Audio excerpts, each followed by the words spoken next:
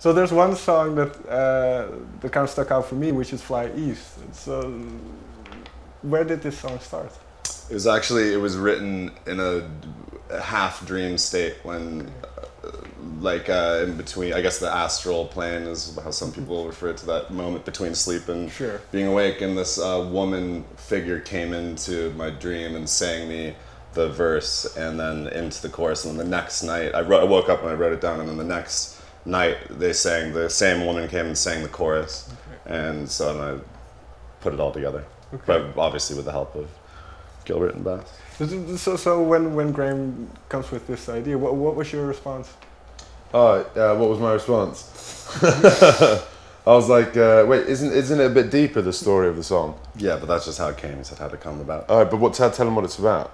The song's about there's a guy named Ram Dass who used to be a professor at Harvard, psychology professor, and he ended up becoming kind of the biggest Western spiritual leader of the 70s and 80s. He's still alive now and people still worship him.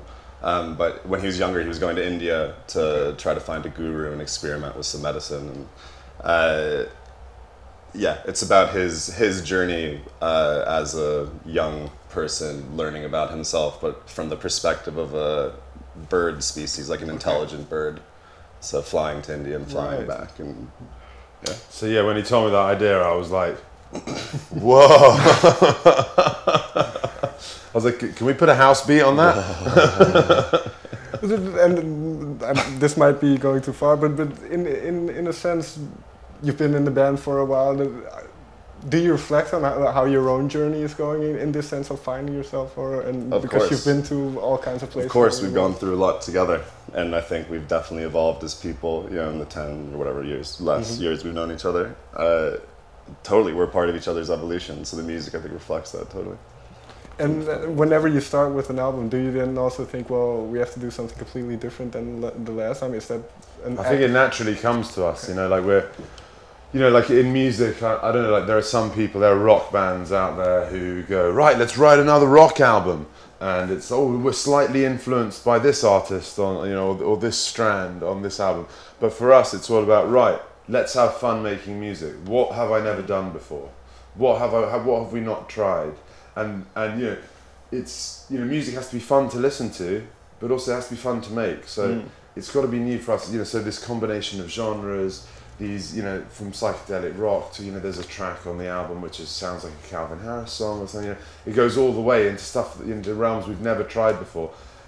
The goal being, can we create something new and that's fun to listen to and fun to make? So hopefully in the future, we'll continue to make weird new stuff that you'll be like, what, is that a Christoph Edit song? And people will be like, oh my God, I didn't realise that. We're lucky to have, from the beginning, kind of made a lot of different music, so we never feel the need to stay true to anything. Right. Yeah. But so is there in a sense the question of success? Is that involved in the thought process about making music? Unfortunately, it is. That's the problem. You see, when you first start making music, it's all so simple. Right. You just want to play. You just want to make your stuff. And you want to make stuff that's exciting. And when we started, we just wanted to play gigs. So we played hundreds of gigs in London, to like 20 people, 30 people. And then you start to play at festivals and you see, well, who's that guy on the main stage? What's that song? Oh, he's got a big sing-along chorus, does he? And there's nothing you can do but be influenced by it. We're all a product of everything we've experienced. Sure. And so being exposed to like this festival life and the radio stations and stuff, it's impossible not to have that in the back of your mind. Like you write a song and then you think, but will they play it? Will the people at the festival like it? Where we're going and where our peers are. So unfortunately it comes into every artist's mind, I think. And the battle is really to try and ignore that, and to try and just stay true, try and inform your opinion of what's good and then just stay true to yourself. Because I think the most interesting thing about artists is them being themselves, and because nobody else can do that. So, but you can't escape it. I think it would be tough to find any musician who makes a living making music who can honestly say they don't think at all about who's going to listen to it and what might happen with the song. Yeah, I think there are some of those artists, but they are like the genius. That's what I'm saying, and that's very hard to find. Yeah. And because obviously you have an audience, so and what you mentioned, Graham, does it help that you've changed all of your careers, and that you can kind of surprise your I don't fans know. in that way? We've either let them down or they're really happy. It's hard to tell. I mean, the most important thing for us is to have fun doing what we're doing, you know, Right. and hopefully that can rub off on the people. The problem is you always need to be gaining new fans, you know. Is it more important to keep the fans that you have happy or to try and get new ones? I don't know. Right. So we just try and have fun making music, and hopefully that positivity spreads. I just try to shut up that part of my mind that's like Right. thinking about the future. That's when the problems come. So finally then, is the excitement, because you mentioned this element of business that comes in, but also trying to have fun in the studio. So how do you balance those two? What makes it fun in the studio? What are you looking for? Or the creative Well, no, the thing is, man, with music, you can spend literally like 3 weeks on a piece of music and no one ever hears it. Sure. You know, you can spend months, you spend half a year making songs. So if you're not having fun on Tuesday afternoon, then you might be wasting your time, because that song might never get used and you've put your heart and soul into it. So you might as well have a good time, you know. I think there's a famous Eno quote. It's like, it doesn't matter who's got the most successful music, who's having more fun on Tuesday afternoon. Sorry. You know, that for us rings very true. I prefer to have a great time doing what we do rather than a really bad time and be very successful. There's no point. Right. But yeah. Is that a difficult attitude to have in this day and age? Well, to have fun. Well, to kind of to try to not think about. What No, but I other mean, people think. it's like fun can be defined, I think, in many ways, and like maybe sometimes in the studio for a few hours it doesn't feel like fun then, but you know, at the end of the day, when you leave the studio, was that a fun day you had? Sure. Right. And like, yeah, we're trying to, you know, touch upon certain topics that aren't always easy, or you know, for me at least, I don't like to move forward when making a song until I feel like an emotional moment of what I've done, and so I oftentimes am like feeling, you know, like very emotional in the studio, and in the end though, that's fun. Like, that's more fun than sitting at a desk working for someone else who doesn't know my name. So it's rewarding in a sense. It's very rewarding. It's rewarding that for it to be able to do that and go home and be like, well, that was my job. My job is to do that.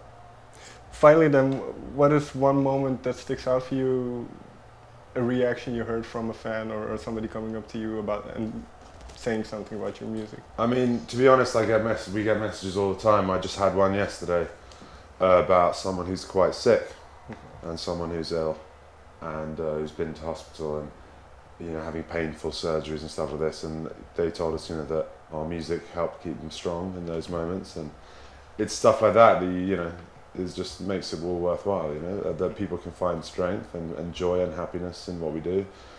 That's what keeps us going. Very last question then, because well, that's what keeps us going.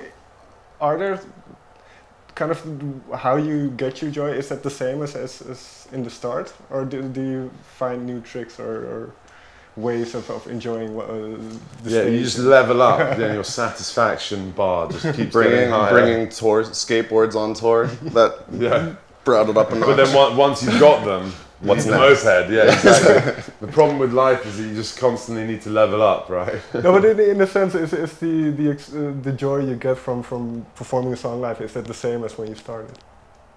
Yeah, I think so. Yeah, just seeing people like, I mean, we were talking about it last night when we used to play really small gigs. This guy that used to come and be right at the front, like dying, and you know that gives us so much inspiration. And now it's just different. It's like 1,000 people with their hands in the air or singing along. Like, the type of interaction has changed, but at its core, it's still the same.